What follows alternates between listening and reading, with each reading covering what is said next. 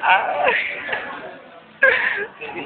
Dito po kami ngayon dahil wala po si Sir. Wala po magpe-perform ng magic. Kaya si Kenneth na lang po. Ito po siya. Si David Diadican. David Golayan po siya.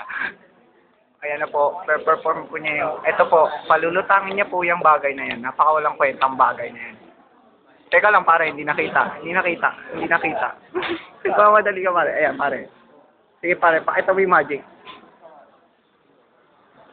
Ayun, ina. Shit, top! Pare, lupit mo pare. Pare, mawawala. Yung mawawala naman. Wala. Pare, latang may buhok. Hindi naman eh.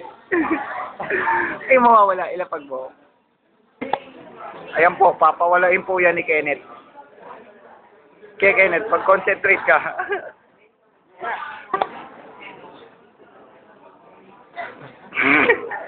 Tapos nag-react ako. Wala na po, nag-react. Pakalupit.